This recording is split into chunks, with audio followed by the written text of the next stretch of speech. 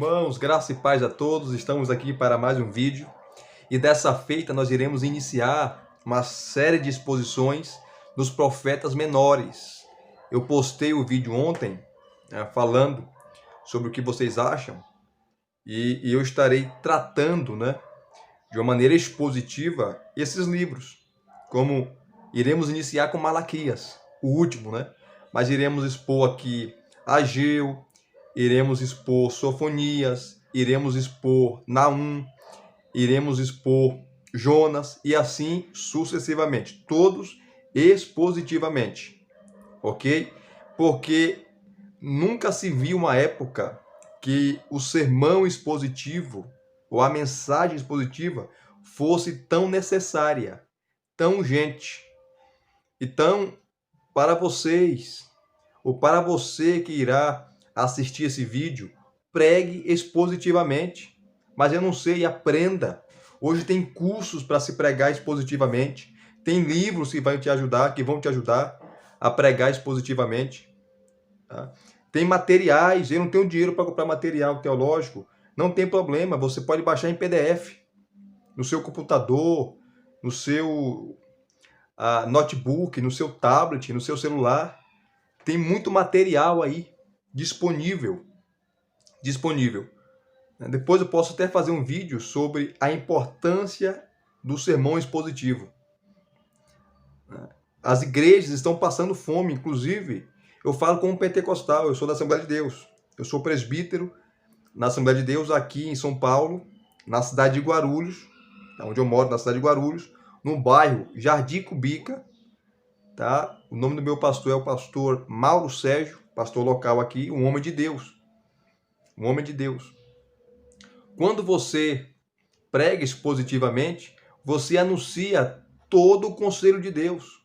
Você fica preso ao texto, você fica circunscrito ao texto, você fica amarrado ao texto, você fica acorrentado ao texto. Então você não fala aquilo que você pensa ou alguma ideia da sua cabeça. Você fala aquilo que o texto realmente está dizendo, está falando. Então, nunca se viu uma época da importância do sermão expositivo e, inclusive, vários pentecostais está tendo um êxodo, uma migração muito grande dos pentecostais para igrejas reformadas. E não é pelo calvinismo, não é pela literatura reformada ou pela teologia reformada, mas sim a pregação expositiva. O povo cansou de profetada, o povo cansou de chavões, de jargões, desses pregadores aí que não pregam nada. O povo cansou, o povo quer ouvir palavra, o povo quer pão, o povo quer ser alimentado pelas escrituras. Então, nós iremos iniciar essa série de exposições e iremos iniciar pelo último livro, o livro de Malaquias. E aqui nós já vamos trabalhar esse livro, e vamos dar aqui o contexto histórico desse livro. Ok? Malaquias, assim como Zacarias e Ageu, são descritos como profetas pós-exílicos. Por que profetas pós-exílicos? Profetas que Deus usou depois do cativeiro babilônico. Vocês conhecem a história pela desobediência do povo, porque 3 reis governaram sobre todo Israel. Saul, 40 anos, Davi, 40 anos e Salomão, 40 anos. Após a morte de Salomão, você pode ler 1 Reis, capítulo 11, capítulo 12. Mas antes de ele morrer, ele começou a praticar coisas que Deus abominava. Começou a adorar outros deuses, começou a sacrificar outros deuses, oferecer incenso a outros deuses. As suas mulheres começaram a perverter seu coração. E seu coração não era mais reto com Deus, não era tão reto a Deus como ele tinha começado. Começou bem, terminou mal. E Deus falou: olha, por causa do amor que eu tenho pelo teu pai Davi, eu não vou dividir o reino, mas quando você morrer, eu vou dividir. Eu vou tirar 10 tribos da sua mão e vou dar a outro. E assim aconteceu. Quando você lê o capítulo 12, Roboão assume o reinado, filho de Salomão, E Roboão foi uma situação drástica, terrível. Por quê? Roboão ele foi pedir conselhos. E primeiro ele pede conselhos aos anciãos, aos mais velhos, aos idosos. Porque o povo pediu para diminuir a carga. O povo pediu para ele baixar os impostos, porque Salomão, nos seus últimos anos, aumentou os impostos. Então estava muito pesada a carga sobre o povo. Salomão estava governando com mão de ferro. Então o povo fala, olha, vai devagar, abaixa a carga. Se fizer isso, nós iremos te servir, sem nenhuma dificuldade. Aí quando Roboão ouve o conselho dos anciãos, fala, olha, o povo tem razão. Se você for servo desse povo, o povo vai te servir. Então abaixa a carga, abaixa os impostos, aí você não vai ter problema. Ele concorda, sai dali e vai pedir conselhos para quem? Para os jovens, para os seus colegas, para os seus amigos que ele cresceu junto, que não tinha nenhuma experiência de vida, que não conhecia nada. E os jovens falam assim, os amigos dele, de Roboão, que baixar imposto, coisa nenhuma. Que baixar impostos, coisa nenhuma, rapaz. Você tem que pegar pesado mesmo. Você tem que botar para moer nesse povo aí. Você tem que ser duro. E você fala assim, se meu pai açoitou vocês com varas, eu vou açoitá-los com escorpiões. O meu dedo miudinho aqui, ó, é mais grosso do que os lombos do meu pai. E assim ele falou. E aconteceu toda aquela situação. O povo queria matar ele, teve que fugir. Mas o texto fala que tudo aquilo vinha de Deus, era a permissão de Deus. E de fato o reino se divide. O reino do sul, capital Jerusalém, também chamada de Judá, ficou inicialmente com uma tribo só, a tribo de Judá. Depois se ajunta a ela a tribo de Benjamim. Então Benjamim e Judá formaram o reino do sul, capital Jerusalém. 10 tribos seguiram Jeroboão, formando o reino do norte, que mais tarde Onrim, pai de Acabe, iria fundar a sua capital, Samaria. Então, reino do norte, capital Samaria, 10 tribos, Jeroboão. Reino do sul, 2 tribos, Judá e Benjamim, Roboão. E assim ficou. No reino do norte, capital Samaria, teve aproximadamente 19 reis. E todos os reis, começando com Jeroboão, que instituiu a idolatria, colocando aqueles 2 bezerros de ouro. Você pode ler 1 Reis capítulo 12, em diante ali. E ele fala, Israel, está aí os deuses que tiraram vocês do Egito. Que ele ficou com medo de o povo retornar para adorar a Deus no templo. Então ele construiu ali, mandou fazer, confeccionar aqueles 2 bezerros de ouro. Fazendo aqueles 2 bezerros de ouro, o povo caiu na idolatria. E o texto vai dizer também que Jeroboão instituiu sacerdotes de todas as áreas, de todo tipo de gente, contrariando a palavra de Deus. Porque o sacerdócio tinha que vir da tribo de Levi. Foi Deus que instituiu. Foi Deus que colocou o padrão. E quando Deus coloca um padrão, você tem que segui-lo. Você não pode mudar ou alterar o padrão que Deus instituiu, que Deus estabeleceu, que Deus colocou. E o que acontece? Jeroboão muda esse padrão, colocando gente de todo tipo como sacerdote.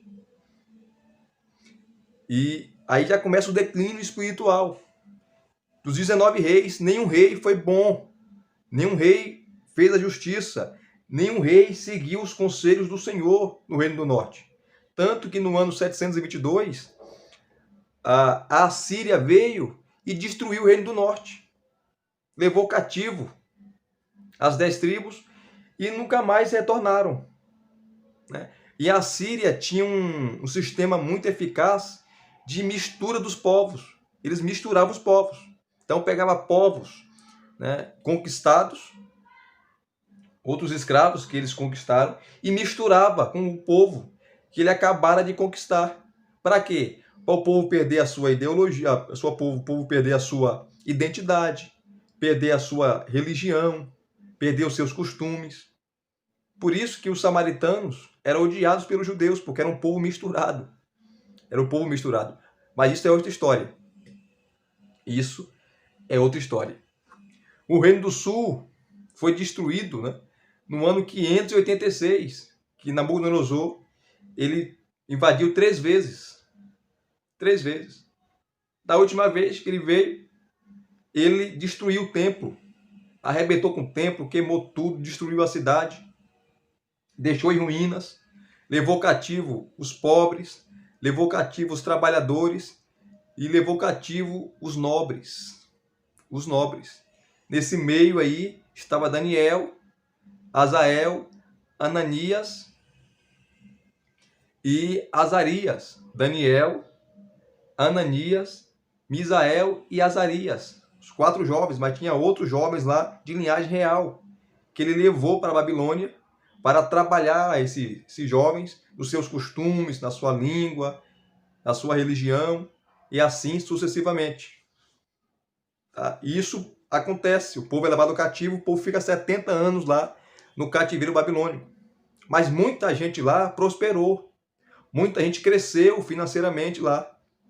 Quando foi dada a ordem, depois de 70 anos que Jeremias profetizou que o povo ia ficar, quando, se você ler Isaías 45, há uma profecia sobre Ciro, anos antes, séculos antes de ele nascer, que Deus ia usar esse rei pagão para libertar o povo. Isso acontece de fato. Isso acontece de fato. Então, muita gente voltou, mas muita gente não voltou, porque estava próspero, né? Se deu bem ali. Então, voltar para quê? Para Jerusalém? Voltar para ruínas? Voltar para começar do zero? Porque uma coisa é você começar. Começar é difícil, mas recomeçar é muito mais difícil. E interessante que esses profetas pós-exílicos, Ageu, Zacarias e Malaquias, nós iremos iniciar a exposição do seu livro, eles trabalham esse contexto, porque o contexto era de depravação moral, espiritual. E Malaquias surge, né, falando com o povo, trazendo a mensagem para o povo, porque o culto a Deus estava sendo profanado. As ofertas a Deus estavam sendo profanadas. Então, a mensagem de Malaquias é: qual é o verdadeiro culto a Deus? Ou o culto que Deus aceita? Então ele vai tratar aqui, nos 4 capítulos, sobre isso. E nós iremos entender. Nós iremos entender. Não temos nenhuma informação sobre a linhagem desse profeta, de onde ele veio, seu pai, sua mãe, qual tribo ele pertencia. Não temos nada, é obscuro. Mas o importante não é a sua vida particular ou sua biografia, mas sim a sua mensagem, a mensagem de Malaquias. E é interessante que o nome Malaquias significa meu mensageiro, o mensageiro do Senhor. Ele foi o último dos profetas a registrar suas mensagens por escrito, também anunciar a chegada do Messias, né? Capítulo 4. Mas não escreveu nada sobre si mesmo. Nada. Tá? Em 538 a.C., Ciro publicou que Isaías já tinha profetizado sobre ele, Isaías 45, publicou um decreto permitindo aos judeus da Babilônia voltar para a sua terra e reconstruir o templo, né, a sua cidade. Você pode verificar em 2 Crônicas, capítulo 36, versículos 23, 22 e 23, e Esdras, capítulo 1. Cerca de 50 mil judeus aceitaram o desafio de retornar. A maioria não quiseram retornar porque prosperaram ali na Babilônia, não voltaram. E em 515 a.C., depois de muita demora, concluíram o templo, que não era mais aquele templo suntuoso na época, ou da época de Salomão, mas era um templo menor, um templo simples, que Ageu vai trabalhar essa questão, né? Quando nós fizermos a exposição de Ageu, isso vai ficar mais claro.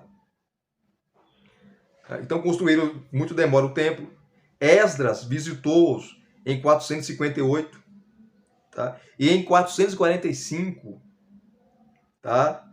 Neemias tornou-se governador e serviu durante 12 anos como governador ali. Está em Neemias capítulo 5, versículo 14.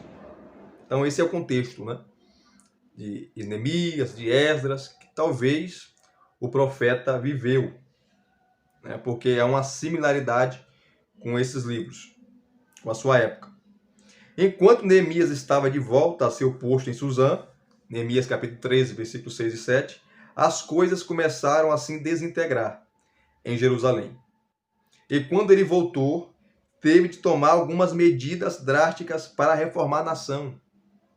É possível que o profeta Malaquias tenha sido chamado naquela época, a época do retorno de Neemias, aonde a depravação moral campeava, a depravação espiritual, o povo estava nem aí com nada, os sacerdotes, os líderes religiosos da nação também estavam nem aí, né? Estava aquém. E Neemias volta, e talvez nesse contexto vem Malaquias já anunciando e trazendo sentenças duras contra o povo, para o povo voltar e restabelecer o verdadeiro culto a Deus, que Deus colocou um padrão. Eu quero ser adorado assim. Se não for assim, eu não quero, não aceito. Então é possível que o profeta Malaquias tenha sido chamado naquela época para expor os pecados do povo e para chamá-los de volta para Deus. As condições descritas no livro de Neemias coincidem exatamente com as questões tratadas por Malaquias em seu livro. Como por exemplo, colheitas escassas e economia estável, está em Malaquias capítulo 3, versículo 11. Casamentos mistos com pagãos, Malaquias capítulo 2, versículo 11. Quando a contaminação do sacerdócio, Malaquias capítulo 1, a partir do versículo 6. Os pobres estavam sendo, né, oprimidos, a opressão dos pobres, Malaquias capítulo 3, versículo 5. A falta de apoio para o templo, né, o povo não estava trazendo mais os dízimos e as ofertas para o templo, para a manutenção do templo, Malaquias capítulo 3, versículos de 8 a 10. Um descaso generalizado para com a religião, para com o culto, né? Malaquias capítulo 13, capítulo 3, do 13 em diante. Foi um tempo de declínio espiritual em Judá e o povo precisava ouvir a palavra de Deus. Malaquias, ele foi o último profeta que Judá ouviu antes da vinda de João Batista e do cumprimento da profecia de Malaquias capítulo 3, versículo 1. Em nosso tempo, precisamos dar ouvidos às suas mensagens sobre os pecados dos santos. Então esse é o contexto histórico aqui de Malaquias. Esse é o contexto histórico. São 4 capítulos e o livro é um diálogo entre o povo e Deus. Deus faz perguntas, né? Ou se queixa do povo, reclama com o povo, e o povo, de uma maneira cínica, mas Senhor, o que nós estamos fazendo? Como o Senhor quer que nós façamos? Em que nós estamos te roubando? E Deus vai respondendo, Deus vai respondendo, Deus vai respondendo. Tanto que o capítulo 1, versículo 1, o texto começa com a palavra sentença, ou peso, que é a mesma coisa. Peso, sentença de Deus contra o seu povo, devido à sua negligência. Tanto que na época aqui, o povo estava sob domínio ainda do Império Assírio. Império Assírio, porque Sírio tinha mandado voltar. Tanto que tinha um governador ali. Nós vamos ver. Tinha um governador liderando o povo. Então o povo não tinha mais rei, o povo não tinha mais posse da sua terra, como sua de fato. O povo estava pobre, o povo estava numa situação caótica, numa situação desesperadora, tanto financeiramente, economicamente e espiritualmente. O povo estava arrebentado, o povo estava quebrado, o povo estava totalmente alienado. Então, o livro é um diálogo entre Deus e o povo cinicamente tentando responder ou se justificar ou justificar os seus pecados para com Deus, para o Criador. E Deus coloca o machado da verdade na raiz do problema e mostra os problemas para o povo e indaga o povo a se arrepender e a deixar os seus pecados. Esse é o contexto de Malaquias que nós expomos aqui para vocês. Estamos expondo, né? É interessante também, queridos, que Deus vai demonstrar o amor pelo povo. Né? A gente vai ver, observar quando iniciarmos as exposições. Né? Deus vai mostrar o amor dele pelo povo, o amor dele pela sua aliança, que Deus fez aliança com o povo. E Deus não quebra a sua aliança. O povo pode quebrar, um homem pode quebrar a aliança, mas Deus é imutável, Deus não quebra. Deus não quebra. E Deus vai demonstrar o amor dele pelo seu povo. Tá? E Deus só pune e Deus só corrige porque ele ama. Quem ama, corrige. Quem ama, puxa a orelha. Quem ama, às vezes, dá um cascudo. Quem ama, chama atenção. Quem ama, se preocupa.